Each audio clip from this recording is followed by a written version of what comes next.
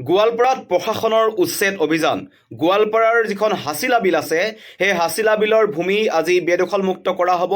প্ৰশাসনে দুদিন পূৰ্বে জাননী প্ৰেৰণ কৰিছিল। তাত একাংশই অবৈধভাৱে কিছুমান ঘৰ নিৰ্মাণ কৰিছে, দোকান নিৰ্মাণ কৰিছে। সেইসকল লোকক প্ৰশাসনে দুদিনৰ সময়সীমা বান্ধি দিছিল দুদিন পূৰ্বে।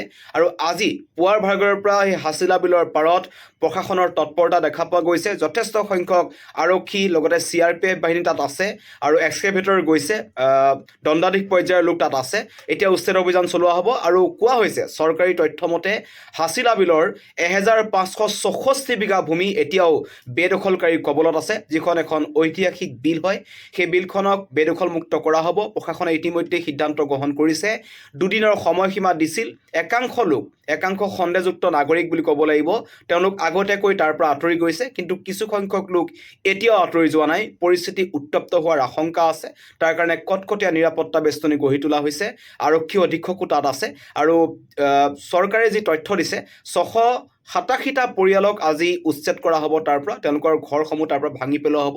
আৰু তেওঁলোকৰ ওচৰত কোনো প্ৰয়োজনীয় নথি পত্ৰ নাই যে সেই মাটিৰ গৰাকী তেওঁলোক। সকলো অবৈধভাৱে আহি লাহে লাহে এই হাছিলা বিলখন দখল কৰিছিল আৰু লাহে লাহে তাত একাংশ লোকৰ সমাগম বৃদ্ধি পাইছিল। প্ৰশাসনৰ চকুত পৰিছে। প্ৰশাসনে সেই বিলখন উচ্ছেদ কৰিব।